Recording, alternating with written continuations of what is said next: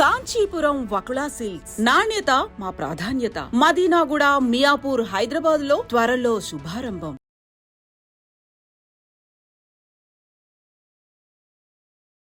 న్యాయం జరిగిందా అంటే లేట్ అయినా సరే అట్లీస్ట్ తీర్పు వచ్చిన దాని ప్రకారం ఇంకొకసారి ఇలాంటి హత్యలకి ఎవరైనా కనుక పాల్పడితే ఆలోచిస్తారు, భయపడతారు, కాస్త జాగ్రత్త పడతారు. ఇన్ఫ్యాక్ట్ చెప్పాలంటే ఇలాంటి అట్రాసిటీస్ అన్నీ తగ్గుతాయి అన్నది అమృత ప్రణయ్ ఇష్యూకి సంబంధించి రీసెంట్గా నల్గొండ జిల్లా కోర్టు ఇచ్చిన తీర్పు అందరికీ ఒక సొసైటీలో అలార్మింగ్ తీర్పుగా అనిపించింది. ఈ నేపథ్యంలో next part of the discussion, ఉరిశిక్ష పడిన వాళ్ళకి తిరిగి మళ్ళీ వాళ్ళు అప్పీల్ చేసుకోవచ్చా? ఒకవేళ ఉరిశిక్ష ఖరారైతే ఎన్నాళ్ళకి ఉరి తీస్తారు? అసలు భారతదేశంలో ఇప్పటి వరకు క్యాపిటల్ పనిష్మెంట్స్ని హోల్డ్ చేస్తూ వచ్చిన వాళ్ళ సంఖ్య ఎంతమంది ఉంది? ఇలాంటి అంశాలకి సంబంధించి కాస్త టెక్నికల్ లా ఇన్ఫర్మేషన్ మాట్లాడడానికి మనతో ఉన్నారు ప్రముఖ న్యాయవాది సాయికృష్ణ ఆజాద్ గారు ఉన్నారు మనతో. ఒకసారి మాట్లాడదాం. సార్ నమస్తే. నమస్తే అండి. ఎలా ఉన్నారు సార్? బాగున్నాం, మీరు బాగున్నారండి? Absolutely fine sir, thank you sir. రీసెంట్గా వచ్చినటువంటి ఈ తీర్పు, అట్లీస్ట్ ఈ తీర్పు ఒక అర్థాన్ని అర్థం చేసుకోవచ్చా మనం? సమాజంలో ఇలాంటి హత్యలకి ఇక నుంచి చెక్ పడినట్లే, ఒక చెంపపెట్టులాగా అనుకోవచ్చా? అలా ఏం ఉండదండి. ఇప్పుడు జనరల్గా ఏంటంటే ఇప్పుడు ఈ కేసు ఏదైతే తీర్పు ఏదైతే వచ్చిందో దీని ద్వారా నెక్స్ట్ అఘాయిత్యాలు ఆగుతాయా అంటే $1 మిలియన్ ప్రశ్న ఒకటి. లేదు ఇప్పుడు ఈ కేసులోనే ఇంత ట్రెండింగ్ అవ్వాల్సిన అవసరం ఎందుకు వచ్చింది అనేది మనం ప్రశ్నించుకోవాలి. ఎందుకంటే రెగ్యులర్గా మేము కోర్టులో చూస్తూ ఉంటాం, రెగ్యులర్గా శిక్షలు పడతానే ఉంటాయి, ప్రతి కోర్టులో కూడా శిక్షలు పడతానే ఉంటాయి. ఏదో ఇప్పుడు మనం మాట్లాడుకున్న ఈ రోజు కూడా ఏదో ఒక ఎక్కడ లైఫ్ ఇంప్రిజ్మెంట్ పడతానే ఉంటుంది. అంటే ఈ కేసుకి సంబంధించి ఏంటంటే ఈ కేసు అనేది బాగా పాపులర్ అయ్యింది. ఆ సందర్భంలో పాపులర్ అవటం 2018లో దీని గురించి పెద్ద ఎత్తున చర్చలు జరగటం, ఇది కొంతమంది కులకు సంబంధించిన హత్య అని, పరువు సంబంధించిన హత్య అని, ఏదైనా కానీ మొత్తానికి దీని మీద ఒక రకమైన ప్రజల యొక్క అటెన్షన్ ఈ కేసు పైన పడటం వల్ల జనాభా ఏంటంటే దీని మీద దృష్టి పెడతా ఉన్నారు. కాకపోతే ఏంటంటే ఇక్కడ జరిగిన హత్య జరిగిన క్రమంలో ఆలోచించాల్సిన చట్టంలో ఎక్కడ కూడా కుల హత్యలు, పరువు హత్యలు అనేవి ఉండవు. ఇది మనం అనుకుంటానికి ఉపయోగపడతాయి. చట్టంలో ఏంటి అప్పుడు ఆ రోజున్న ఐపీసీ ప్రకారం 302 తదితర సెక్షన్లు, SC/ST సెక్షన్స్ ఏవైతే అట్రాసిటీ యాక్ట్లు ఇవన్నీ కూడా ఏవైతే ఉన్నాయో దాని ప్రకారంగా విచారించి ఇన్వెస్టిగేషన్ కొనసాగి తర్వాత దీనికి సంబంధించిన ఉరిశిక్ష ఖరారు చేయడం జరిగింది. అంతే తప్ప ఇప్పుడు ఇది సెన్సేషనల్ కేసు అనేది ఏమి ఉండదు. అయితే అంటే కాలక్రమంలో జరిగిన ఇన్వెస్టిగేషన్లో జరిగింది కానీ మనం మామూలుగా లా కోణంలో చూస్తాం. కాకపోతే కామన్ మ్యాన్కి ఏంటంటే ఇది ఒక ఇన్వెస్టిగేషన్. పాపం ఆ టైంలో బాగా ప్రజలందరూ దీని అటెన్షన్ అయ్యింది, దీని గురించి చాలా చర్చలు జరిగినాయి, ఆ టైంలో డిస్కషన్ జరిగినాయి. తర్వాత కొన్ని ఇక్కడ కులాలు తేడా వచ్చేసినాయి, ఓసీ కులం అని, SC కులం అని, ఈ కులాల మధ్య జరిగిన సంఘటనలని ఇవన్నీ కూడా వచ్చినాయి. తర్వాత జరిగిన ఆ టైంలో 2018 మర్డర్ చేసిన తర్వాత ఆ డిస్కషన్లో కొన్ని డిస్కషన్లు స్టార్ట్ అయినాయి. అంటే ఏదేంటి లవ్ మ్యారేజ్ చేసుకుని చంపేయాలన్నా, లేకపోతే ఇట్లా రకరకాలుగా. తర్వాత ఈమె ఎవరైతే ఉందో, వాళ్ళ భార్య ఎవరైతే ఉందో, అమృత గారు ఎవరైతే ఆమె చేసిన కొన్ని కామెంట్స్, సో ఇలాగ అది బాగా జరిగింది. చివరికి అది అంతా అంటే తెలుగు రాష్ట్రాల్లో ఒక ప్రకంపన సృష్టించింది.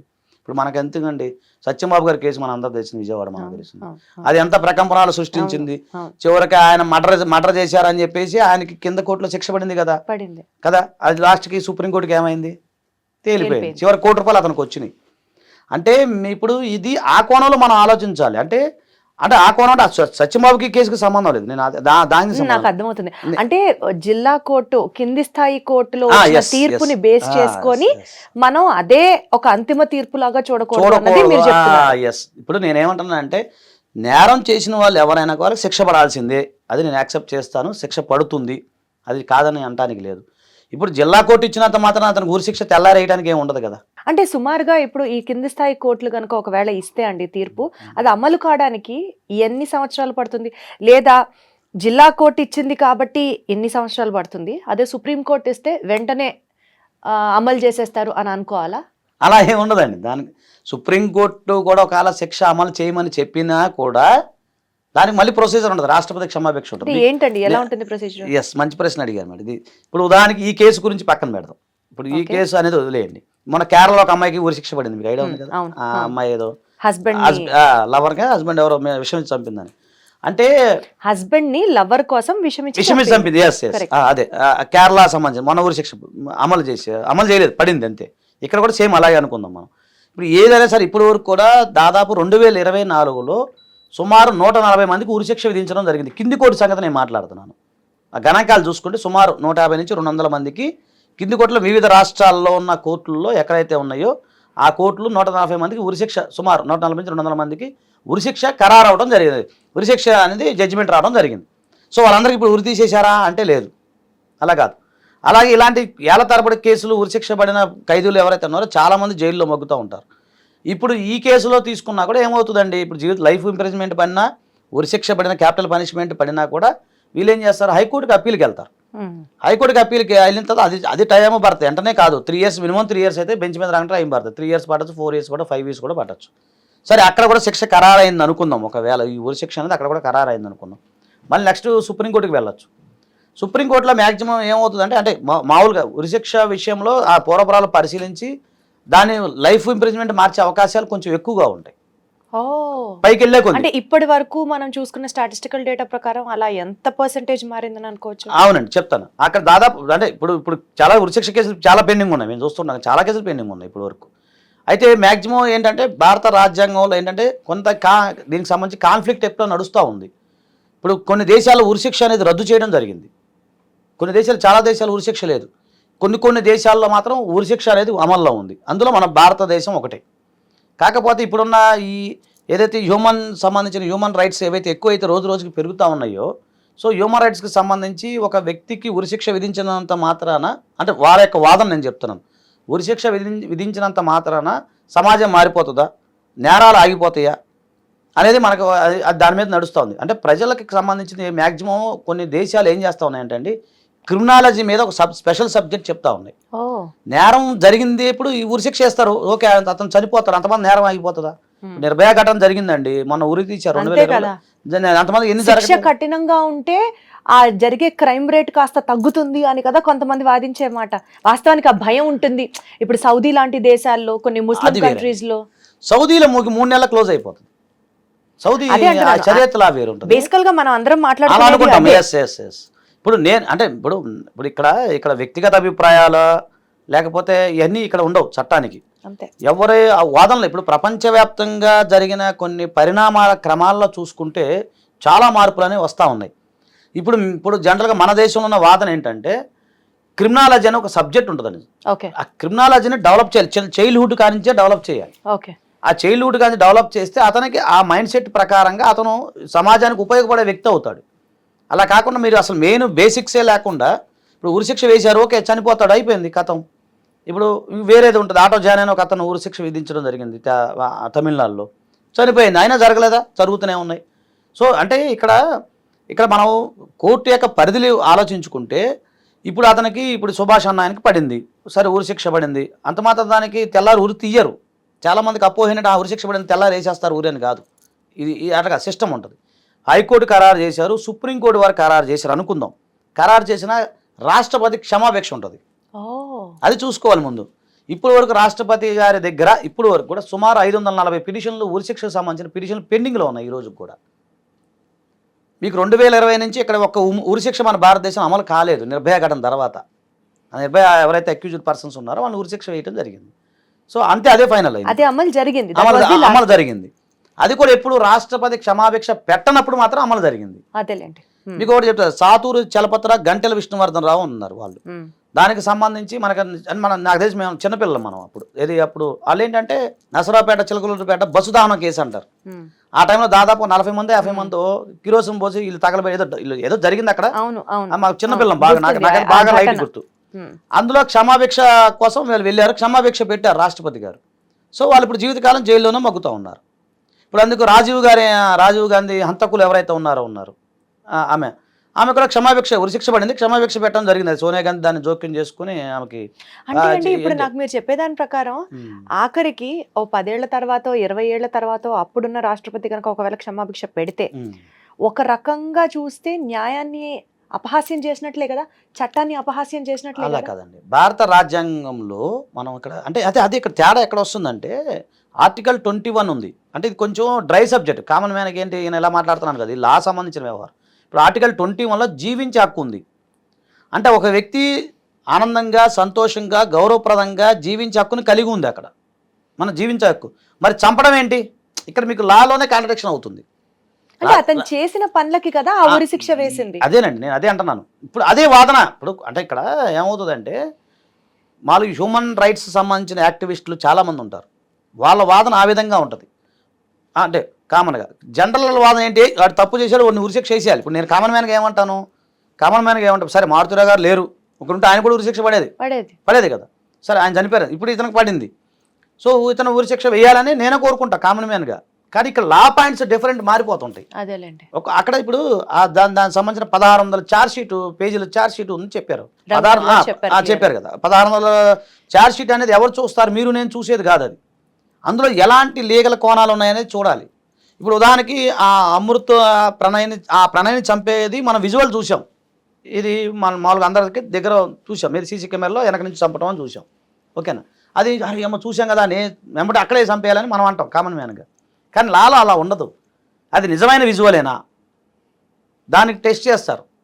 టెస్ట్ చేసిన తర్వాత దానికి సంబంధించి అది ఎక్కడి నుంచి వచ్చింది, నిజమైన ఒరిజినలా కాదా, ఒరిజినల్ ఫుటేజా కాదా, ఇవన్నీ చూసిన తర్వాతే కదా. ఇప్పుడు మీకు మనం మీడియాలో చాలా కథనాలు వస్తాయి, దాన్ని కోర్టు ఎక్కడ పరిగణించదు. అలాగే న్యూస్ పేపర్లో చాలా కథనాలు వస్తాయి. కొంతమంది స్టేట్మెంట్ ఇస్తారు, అంతకు నేనే చంపానని. మన అక్కడ ఈసీఆర్లో పిల్లోడు వచ్చి నేనే మా నాన్నగారిని చంపానని స్టేట్మెంట్ ఇచ్చాడు. అది అన్ని టీవీలో వచ్చింది, దాన్ని కోర్టు పరిగణించదు. నిజంగానే అతను చేశాడా లేదా, దానికి సంబంధించిన ఆ సర్కమస్టాన్సెస్ ఎవిడెన్సు, ప్రాథమిక సమాచారం, టెక్నికల్ ఎవిడెన్సు, ట్రయలు ఇవన్నీ చూసిన తర్వాత మాత్రమే దానికి అతనికి శిక్ష విధించే అవకాశం ఉండదు తప్ప. ఇప్పుడు ఇవన్నీ గమనించే శిక్ష విధించినప్పుడు మళ్ళీ హైకోర్టుకి మళ్ళీ సుప్రీంకోర్టుకి వెళ్ళడం ఎందుకండి? అదేనండి, అతనికి నిందితుడికి హక్కు కదా. మీకు అర్థమవుతుందా? Accused is innocent until proven guilty. Now he is proved guilty. Yes, అది ఎవరు చెప్పాలి? సుప్రీంకోర్టు చెప్పాలి. అంతే కదండి. మరి ఫర్దర్ కోర్ట్స్ ఎందుకుంటాయి, ఎపెక్స్ కోర్ట్స్ ఎందుకుంటాయి?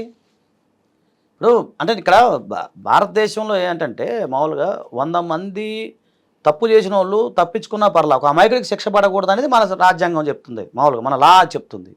ఇప్పుడు మీరు డిస్ట్రిక్ట్ కోర్టే మీకు అపెక్స్ కోర్టు కాదు కదా, అది ఫైనల్ కాదు కదండి. ఇప్పుడు సరే ఇది ఈ కేసు వదిలేయండి మేడం, మనం ఒక సూట్ వేసాం, ప్రైవేట్ సూటు, మనం ఏదన్నా ఒక ప్రాపర్టీ మాట్లాడుకున్నాం, సివిల్ కేసు మాట్లాడుకున్నాం.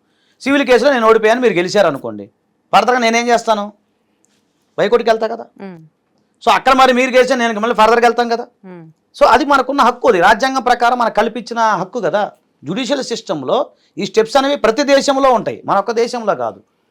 సో విదేశాల్లో వేరు. అంటే విదేశాల్లో అంటే మీరు చెప్పేది చెప్పిన ప్రకారం అర్థమవుతున్నది ఏంటంటే ఏడం ఒకేసారి సుప్రీంకోర్టులో కేసు వేయాలి. అలా ఉండదుగా, సుప్రీంకోర్టు అలా ఉండదుగా. మళ్ళీ ఇదొకటి ఉందా? అలా రైట్ రాదు. సుప్రీంకోర్టులో మీరు డైరెక్ట్ కేసు వేయడానికి ఉండదు. ఈ ట్రయల్ కేసు ఏదైతే ఉందో సుప్రీంకోర్టులో అలా ఉండదు, డైరెక్ట్గా వెళ్ళి మీరు కేసు వేయడానికి ఉండదు. కింద నుంచి స్టెప్ బై స్టెప్ వచ్చిన తర్వాత సుప్రీంకోర్టు వారు తీసుకుంటారు.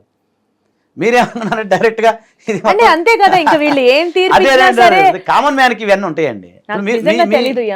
ఇప్పుడు మీరు చెప్పే ఒక కామన్ మ్యాన్ కి ఏమంటుందంటే, అరే ఈయనంత బాగా చెప్తున్నాడే కదా, డిస్ట్రిక్ట్ కోర్టులో ఉరి శిక్ష సుప్రీం కోర్టు డైరెక్ట్ ఆయన ఉరేసేస్తారు కదా అంటారు. అంటే ఇక్కడ మనం అమృత ప్రణయ్ ఇష్యూ గురించి మాట్లాడుతున్నాం కాబట్టి అందరూ ఓన్ చేసేసుకున్నాం. వాళ్ళ ఇంట్లో ఇష్యూ జరిగిందాన్ని, ఆ పిల్ల బాధపడుతున్న తీరుని, ఆ పేరెంట్స్, ప్రణయ్ వాళ్ళ పేరెంట్స్, దాన్ని కూడా నేను సపోర్ట్ చేస్తా వ్యక్తిగతంగా, సపోర్ట్ చేస్తాను. కానీ జ్యుడిషియల్ సిస్టమ్ డిఫరెంట్ ఉంటుంది. సో మన functioning of the judicial system it self is different. అంతే కదా. ఈ ఒక్క కేసు కోసం జ్యుడిషియల్ సిస్టమ్ మార్చలేం కదా మేడం.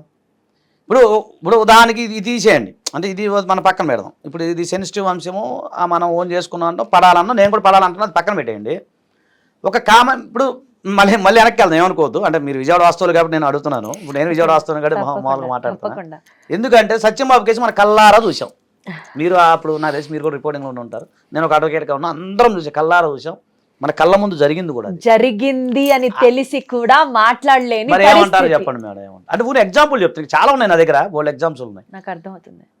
అతను అంత కళ్ళ ముందు ఉన్న, ఆ రోజు అందరూ ఏడ్చారు, అంతా ఓన్ చేసుకున్నారు. చివరికి ఆమె వాళ్ళ తల్లి కూడా చివరికి అతను కాదు అని చెప్పింది. ఎక్కడ లేదు ప్రపంచం కన్నా కిరాతకంగా చంపినటువంటి ఆ ఏషా అమ్మాయి ఉంది కదా, ఆ తల్లి కదా, ఆమె కాదు అని చెప్పింది కదా. ఆమె కూడా పాపం అతనికి అనుకూలంగా ఇచ్చింది. అంటే నేను ఏమంటానంటే దానికి దీనికి సంబంధం లేదు. అంటే మీకు జనాభాకి అవగాహన కోసం నేను చెప్తున్నాను, అవగాహన కోసం. ఓకేనా మేడం? సో అలాంటి సంఘటన ఇప్పుడు ఇది ఉంది అనుకోండి. ఇప్పుడు ఈ కేసులో ఎలా ఖచ్చితంగా మీరు అవునన్నా కాదన్నా అతనుకున్న హక్కు అది. సరే మీరు అంటే అతను కలిప్రిట్టు ఏదైనా కానివ్వండి, అతను ఆ జైల్లో ఉంటాడు, కానీ అతనుకున్న హక్కు ఏంటి? నేను నేరం చేయలేదు, నేను చంపలేదు, కింది కోర్టు వారు నా కారణంగా నా పైన కేసు విధి ఇట్లా శిక్ష పనిష్మెంట్ ఇచ్చారు. సో ఇప్పుడు దీన్ని న్యాయం ఆయన చేయమని హైకోర్టుకి కేసు వెళ్తారు కదా. ఆయన నేనే చంపాను అని ఒప్పుకున్నాడు అనుకోండి, అప్పుడు అలా కదా ఇక్కడ మళ్ళీ కింది కోర్టుల ట్రయల్లో ఎవరు ఒప్పుకోరు. ఒప్పుకోరు. అది ఒప్పుకోరు. ఒప్పుకుంటే మీ కేసు అయిపోయినా కూడా మళ్ళీ దాని మళ్ళీ అప్పీల్ ఉంటుంది వాళ్ళకి. మళ్ళీ అప్పీల్ మళ్ళీ appeal చేసుకోవచ్చు. వాళ్ళంతట వాళ్ళ సెల్ఫ్ ఒప్పుకున్నా సరే చేసుకోవచ్చు. మీకు విషయం చెప్తానండి మేడం, పోలీస్ స్టేషన్లో ఏది రాసినా కూడా చల్లవు, అవి కోర్టులో చల్లవు. మీకు తెలుసో లేదు, పోలీస్ స్టేషన్లో నేను ఏదైనా స్టేట్మెంట్ ఇచ్చాను, సంతకం పెట్టండి అంటే నేను పెట్టాను అనుకో, అది కోర్టులో చల్లదు. పోలీస్ స్టేషన్లో ఇచ్చే స్టేట్మెంట్ కూడా మీకు అక్కడ కోర్టులో చెల్లదు. చల్లవు. ఇప్పుడు నేను ఎస్ సార్ నేనే చంపేశాను అన్నాను, ఓకే దానికి సంబంధించిన చూసి ఓకే శిక్ష చేశారు అనుకోండి, లేదు నన్ను పోలీసు వాళ్ళు లేకపోతే అంటే అనకూడదు, వేరే వాళ్ళు ఎవరు ఇన్ఫ్లుయెన్స్ బై ఇన్ఫ్లుయెన్స్తో నేను అలా చెప్పేశాను అని అతను మళ్ళీ పై కోర్టుకి వెళ్ళొచ్చు కదా. అదేలేండి, అంటే ఇన్ని లిటికేషన్స్ ఇన్ఫ్లుయెన్స్ కూడా ఉంటుంది కదా కొన్ని సందర్భాల్లో. ఇప్పుడు మన సినిమాలో కూడా చూస్తుంటాం, నువ్వు నిజం నువ్వు అబద్ధం చెప్పి నేరం విన్న తర్వాత నాకు ఇప్పుడు అనిపిస్తుంది, నా ఫస్ట్ క్వశ్చన్ లో నాకే ఆన్సర్ ఇప్పుడు దొరికింది. ఇలాంటి పనిష్మెంట్స్ అనౌన్స్ చేస్తే ప్రాబబ్లీ క్రైమ్ రేట్ తగ్గుతుందా అంటే ఇంకెక్కడ తగ్గుతుంది, ఒకటి కాకపోతే ఇంకొకటి, ఇంకొకటి కాకపోతే ఇంకా ఇప్పుడు అదే తల్లి నేను ఏమంటున్నానంటే, నిర్భయ ఘటన మనం అందరం చూసాం, అందరం పోరాడాము కూడా, నేను కూడా పోరాడాను. 2011లో జరిగింది, దేశవ్యాప్తంగా పెద్ద సెన్సేషన్లు అయిపోయింది. అది ఓకే 2020లో నువ్వు ఉరి తీశారు. ఎన్ని సంవత్సరాలు పట్టింది అక్కడికి? దాదాపు సుమారుగా 10 years పట్టింది. అంత పెద్ద కేసే. అట్లా ఇప్పుడు అది చివరికి రాష్ట్రపతి నో అని చెప్పబట్టి వాళ్ళకి ఉరిశిక్ష పడింది. ఇప్పుడు లేదు వాళ్ళని జీవితకాలం ఉంచాలి అంటే సెన్సేషనల్ కేసు కాబట్టి జీవితకాలం ఉంచాలి అని అన్నారనుకోండి, వారికి ఖచ్చితంగా వాళ్ళు కూడా లైఫ్ ఇంప్రిజన్మెంట్ పడేది కదా. So next life imprisonment is the next ఇంకా అదే ఉండొచ్చు నేను చెప్పలేను, నేను అంత కదా చూడాలి, అవన్నీ చూస్తే కానీ మనం చెప్పాలి. Judge description power of the superior courts, దానికి మనం అనలైజ్ చేయడానికి మనకు రైట్ లేదు. కోర్టు ఎలా చెప్తే మనం వినాలి, కోర్టుని చెప్పినట్టు. కాకపోతే ఇక్కడ జ్యుడిషియల్ సిస్టమ్ యొక్క అంచెలంచెలుగా ఉన్న వ్యవస్థ ఇది ఎట్లా ఉంది, దీని యొక్క సిస్టమ్ ఏంటి, కామన్ మ్యాన్కి అర్థమయ్యే భాషలో మనం చెప్పడమే మనకు ఉద్దేశం. ప్రజల ఆర్తనాదాల దగ్గర నుంచి అండి, అంటే చాలా మంది వస్తూ ఉంటారు న్యాయం కోసం మీ దగ్గరికి, మీరు రోజుకి కొన్ని వందల కేసులు చూస్తూ ఉంటారు. ఈ నేపథ్యంలో మన జ్యుడిషియల్ సిస్టంలో కొన్ని లాస్ ఇలాంటివి అమెండ్ అవ్వాల్సిన అవసరం మీకు అనిపిస్తుందా? ఖచ్చితంగా ఉంది కదా మేడం. ఇప్పుడు ఈ సిస్టమ్ అంతా ఏంటి, లార్డ్ మెకాలే గారి సిస్టమ్. ఇప్పుడు మనం చూసే సిస్టమ్ అంతా మన చదువు కూడా అదే కదా, ఆయన తయారు చేసిన చట్టాలే ఇవన్నీ కూడా. సరే మొన్న ఏదో బిఎన్ఎస్ వచ్చింది, బిఎన్ఎస్ కొద్దిగా పదునుగా ఉంది, కానీ ఇక్కడ ఎక్కడ ప్రాబ్లం అవుద్ది అంటే ఇంప్లిమెంటేషన్ చాలా మోస్ట్ ఇంపార్టెంట్ అండి. ఇప్పుడు ఓపెన్గా మాట్లాడుకుందాం మేడం, మన భారతదేశంలో రైలు పట్టాలు దాటడం తప్పు. 1 week జైలు శిక్ష పడుతుంది, 1000 రూపాయలు పడుతుంది. దాటకుండా ఉండగలుగుతామా? మీకు వచ్చింది గాలి పటాలు కూడా ఎగరేయకూడదు, బెలూన్స్ ఎగరేయకూడదు, ఏది వినట్లేదు మనం. ఇంకా హెల్మెట్ కంపల్సరీ పెట్టుకోవాలి, ఎవరన్నా పెట్టుకుంటారా అంటే నేను అందుకే అది చెప్తున్నా. తర్వాత సీట్ బెల్ట్ పెట్టి ఇవన్నీ కొన్ని ఉన్నాయి, ఆ రూల్స్ ఉన్నాయి, అవన్నీ ఎక్కడ పాటించగలుగుతాం మనం ఇంత పెద్ద దేశంలో? ఎక్కడ చేస్తాం? ఫైన్ లాగా వేసేస్తున్నారు అంతే, ఫైన్ కడితే అయిపోయింది. మరి అంటే ఏమో ఇప్పుడు డ్రంక్ అండ్ డ్రైవ్ నడుస్తూనే ఉంటుంది. ఎంతమంది పట్టుకోవట్లేదండి డ్రంక్ అండ్ డ్రైవ్? ఎన్ని యాక్సిడెంట్లు చూస్తున్నాం మనం, తాగి మనుషుల మీద ఎక్కించిన కేసులు చూస్తూ ఉన్నాము, అవి ఆగుతున్నాయా? అంటే ఇక్కడ బేసికల్గా ఏంటంటే క్రిమినాలజీ అన్న ఒక సబ్జెక్ట్ ఏదైతే ఉందో దాన్ని చిన్నప్పటి నుండే, అంటే పుట్టుకతో ఎవరు అంతకులు కారు, అది మీరు నమ్ముతారా? 100% నమ్ముతారు కదా. ఒక కామన్ మ్యాన్గా అందరం యాక్సెప్ట్ చేస్తాం. అంతకులు అనేది వాళ్ళ యొక్క పరిస్థితిని బట్టి, వాళ్ళ యొక్క సమాజాన్ని ఆ స్థితిగతులను బట్టి, వాళ్ళు పెరిగిన వాతావరణం బట్టి, ఆ సందర్భాన్ని బట్టి వాళ్ళు అవుతారు అనేది వాస్తవం కదా. మీరు స్టార్టింగ్ దశలో నుంచే క్రిమినాలజీ మీద అవగాహన, ఏది మంచి ఏది చెడు, ఏది నీతి నిజాయితీ ఎథిక్స్ ఇవన్నీ చెప్పుకుంటా ఎప్పుడైతే నవ సమాజాన్ని నిర్మించుకుంటా మనం రాగలుగుతామో అప్పుడు ఆటోమేటిక్గా కొంత తగ్గే అవకాశం ఉంటుంది తప్ప, ఇప్పుడు జనరల్గా మీరు శిక్ష కఠినం, అరే నేను ఊరేస్తాడు అంటే వాడికి తెలియదా నన్ను చంపితే ఊరేస్తాడని? తెలుసు కదా. నడి రోడ్డు మీద తండ్రిని చంపిన వాడికి తెలియదా? అక్కడ అదే వరంగల్లో ఇద్దరు ఆటో డ్రైవర్లు ఏదో ఒక అమ్మాయి కోసం కొట్టుకొని కత్తులతో పొడుచుకొని లైవ్ చూసాం అందరం. వాళ్ళకి తెలియదు ఆడు చంపితే నేను జైలుకి పోతాను తెలుసు కదా, నాకు ఉరిశిక్ష పడుతుందని తెలుస్తుంది కదా. అంతెందుకండి, విజయవాడలో ఆడు మనోహర్ అనేవాడు ఒక అమ్మాయిని గొంతుతో కోసాడు. తెలియదు, నేను ఎస్ఎఫ్ఐ లీడర్గా ఉన్నప్పుడు, అప్పుడే శారదా కాలేజీలో అందరం వెళ్ళాం కదా, చూసాము, ఖండించాము, ధర్నాలు చేసాము, రాస్తారోకాలు చేసాము. తర్వాత వాడికి ఉరిశిక్ష అతి కిరాతకంగా. ఎస్ అంతే కదా, మీకు ఐడియా ఉంది కదా. మేము బ్లడ్ స్టెయిన్ అంతా నేను ఎస్ఎఫ్ఐ లీడర్ ఉన్నప్పుడు పోయి ధర్నా చేసినాం. అంత ఏది చేసినా ఏమవుతుంది, వాడు బయటపెట్టి చెన్నైలో వెళ్ళిపోయాడు. అతను ఎక్కడ ఉన్నాడు మీకు తెలిసా? ఇప్పుడు మర్చిపోయాం. ఆ రోజు అంత ఆవేశం మీద అమ్మాయిని చంపేశాడని చెప్పి శారదా కాలేజీలో గొంతు కోసం మనోహరిజం అని చెప్పేసి వెళ్దాము. తర్వాత ఆయన వచ్చారు, అది క్యాపిటల్ పనిష్మెంట్ ఉరిశిక్ష పడది. మీరు చెప్పిన తర్వాత అసలు మనోహర్ ఎక్కడున్నాడో కూడా ఎవరికి తెలియదు. ఉరిశిక్ష పడింది, తర్వాత మళ్ళీ వెళ్ళాడు, తర్వాత లైఫ్ అయిపోయింది, బయటకు వచ్చాడు, ఇప్పుడు వేరే దగ్గర ఎక్కడో ఉంటున్నాడు. మరి అవన్నీ మీరు అంటే నేనేమన్నా ఇప్పుడు యూట్యూబ్ లేకపోతే ఈ కొత్తగా సోషల్ మీడియా వచ్చింది కాబట్టి ఇంకా ఎక్కువ వెలుగులోకి వస్తున్నాయి. కానీ అప్పుడు జరిగిన సంఘటనలు అన్నివి అంత లేదు కదా, అప్పుడు ఇంత ఎక్స్పోజర్ లేదు కదా. ఇప్పుడు మీకు ఐడియా ఉంది కదా, ఆ రోజు గొంతు పరపర గొంతు కోసాడు అతను, వెళ్ళాడు. ఇప్పుడు ఏం జరిగింది, దానికి సంబంధించిన కేసు ఏమైంది చెప్పండి. అంటే ఇప్పుడు ఈ కేసు అలాగా నీరుగారి పోకుండా ఉరిశిక్ష పడటం అందరం చాలా ఆనందించాల్సిన విషయం. దాన్ని అందరం స్వాగతిద్దాం, కాదని ఎవ్వరు అనరు. కాకపోతే ఈ జ్యుడిషియల్ సిస్టంలో ఉన్నది అంచెలంచెలుగా ఉన్నది. ఎపెక్స్ కోర్ట్స్ ఏవైతే ఉన్నాయో, హైకోర్ట్స్, సుప్రీంకోర్టులో ఉన్నాయి. లాస్ట్ క్షమాభిక్ష తర్వాత అప్పుడు ఉరిశిక్ష.